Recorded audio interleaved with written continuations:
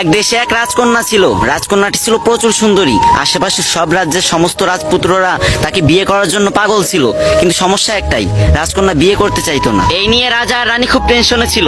রাজকন্যাকে অনেক বোঝানোর পর অবশেষে সে বিয়েতে রাজি হলো, কিন্তু বলল আমার একটা শর্ত আছে। আমি যে ছেলেকে পছন্দ করব তাকে আমি একটা পরীক্ষা দেব। পরীক্ষাটি হলো সে 3 দিন 3 রাত একটানা ঘুমাইতে পারবে না। সে যদি এই পরীক্ষায় পাশ করে তাহলে তাকে আমি বিয়ে করব, আর যদি ফেল করে তাহলে তাকে আমি কঠোর থেকে কঠোরতম শাস্তি দেব। তারপর রাজা মেয়ের কথা মতো পুরো রাজ্যে ভেড়া পিটিয়ে দিলেন। তারপরের দিন রাজসভায় অনেক ছেলে এসে উপস্থিত হলো।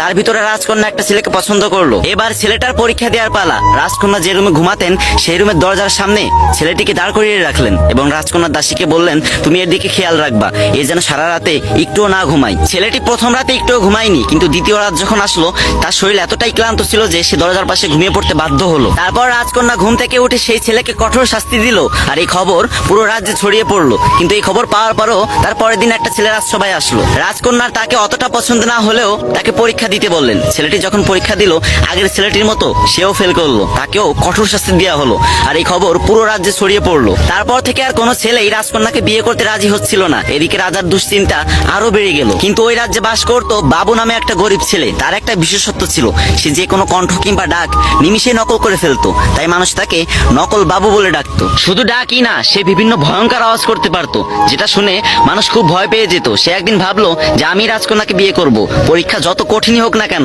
আমাকে পাশ করতেই হবে। পরের দিন বাবু রাজসভায় গিয়ে রাজকন্যাকে বিয়ের প্রস্তাব দিল।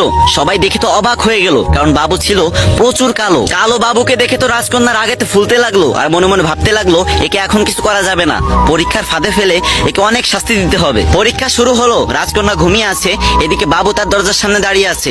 অনেক রাত যখন হয়ে গেল হঠাৎ করে বাবু একটা ভয়ঙ্কর আওয়াজ করে উঠলো। তখন রাজকন্যা আচমকা ঘুম থেকে উঠে গেল, আর চারিদিকে কাউকে দেখতে না পেয়ে বাবুকে জিজ্ঞাসা করলো, আচ্ছা এই ভয়ঙ্কর আওয়াজটা কিসের? তখন বাবু খুব ঠান্ডা মাথায় উত্তর দিল, দুষ্টু ভূতের। তখন রাজকন্যা বাবুকে ভয়ে ভয়ে প্রশ্ন করলো, আচ্ছা দুষ্টু ভূত এখানে কি চাই? তখন বাবু উত্তর দিল, দুষ্টু ভূত সুন্দরী অবিবাহিতা মেয়েদেরকে রক্ত চুষে চুষে খায়, পরে তাকে হত্যা করে।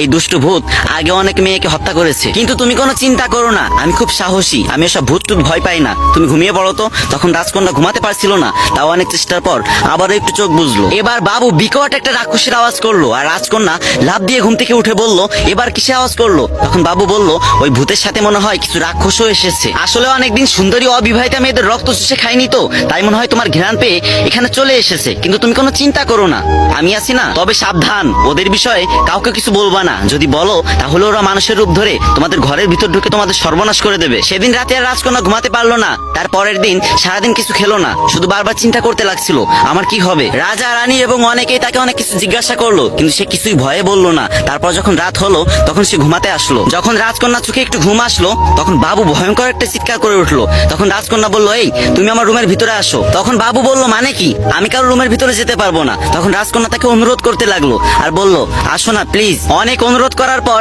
বাবু রাজকন্যার রুমে ঢুকলো। তখন রাজকন্যা বলল, আমার পাশে একটু বসো না প্লিজ, আমি খুব ভয় পাচ্ছি, আমি বাঁচতে চাই, ওরা আমাকে মেরে ফেলবে। এভাবে অনেক অনুরোধ করতে লাগলো। তখন বাবু বলল, আমি একটা অবিবাহিত মেয়ের সাথে একটা রুমে কখনোই থাকতে পারবো না, আমি গেলাম। তখন রাজকন্যা বাবুর হাত টেনে ধরলো আর বলল, আজকে রাতটাই তো, একটু কষ্ট করে থাকো না, আমি কথা দিচ্ছি কালকে সকালেই তোমাকে আমি বিয়ে করব। এই ভিডিও শিক্ষণীয় বিষয় হচ্ছে এটাই, মানুষ যদি বুদ্ধি খাটিয়ে কাজ করে তাহলে অনেক কঠিন কাজও সহজ হয়ে যায়। ভাই বিশ্বাস করো, এই রোদের ভিতরে এখানে দাঁড়িয়ে 2 ঘন্টা টাইম লাগছে আমাদের একটা ভিডিও করতে।